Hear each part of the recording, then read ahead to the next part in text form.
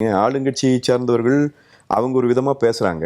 திமுகவும் அதே நடைமுறைக்குள்ளே போக வேண்டிய தேவை இருக்குதா? நீங்க மக்கள் பிரச்சனையை பேசணும். இங்க யார் ஜெயிக்கிறாங்கிறது நம்ம பட்டிமன்றத்தில் இல்ல, நம்ம சட்டமன்றத்தில் இருக்கிறோம். எல்லாமே பதிவாயிட்டு இருக்குது. உண்மையில் இதில் யார் பேசின பேச்சு வெற்றி அடைகிற பேச்சு என்பது தெரிவதற்கே ஒரு 20 ஆண்டு காலம் ஆகும். வரலாறு தான் சொல்லும் இவர் பேசியதுதான் அன்றைக்கு சரியானது என்பதை இன்றைக்கு யாரும் தீர்மானிக்க முடியாது. அப்படி இருக்கும்போது ஒருத்தருக்கு ஒருத்தர் அர்த்தமற்ற வார்த்தைகளை தங்களுக்குள்ளே இருக்கிற சொந்த பிரச்சனைகளை பரிமாறிக்கொள்வதைப் போல ஒரு சுத்தி சுத்தி நக்கல் அடிக்கிறது. அதாவது நேரடியா நான் உங்களை சொல்லலையே, இந்த பொருள் இல்லையே என்று மறுக்கலாம். 2 பேருமே மறுக்கலாம். முதலமைச்சரும் அதை செய்கிறார், எதிர்க்கட்சி தலைவரும் செய்கிறார்.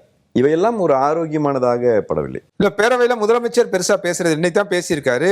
கேள்வி நேரம் கூட கிடையாது. கவன ஈர்ப்பு தீர்மானம், சிறப்பு கவன ஈர்ப்பு தீர்மானம், அதற்கு எழுந்து நின்று பதில் சொல்றாரு. ரொம்ப குறைவான நேரம் தான் பேசியிருக்காரு. பேசுனதுலையும் கூட நான் அதுக்கு ஒரு உள்நோக்கம் கற்பிச்சது ஆயிடக்கூடாதுங்கிறக்காக அந்த வரிகளை சொல்லாமல் நான் தவிர்த்துட்டு போகிறேன். இன்றைக்கும் கூட நாட்டில் நடக்கிற மாற்றங்களை தெரிஞ்சுக்கணும்னா என்ன பண்ணணுங்கிறக்க ஒரு பாடம் சொல்கிறார். அது யாருக்கு சொல்கிறாருன்னு எனக்கு தெரியல. ஒரு உறுப்பினருடைய மாண்பை பாதுகாக்க வேண்டிய பொறுப்பு எல்லா உறுப்பினருக்கும் இருக்கிறது. முதலமைச்சருக்கு அது இன்னும் அதிகமாக இருக்கிறது.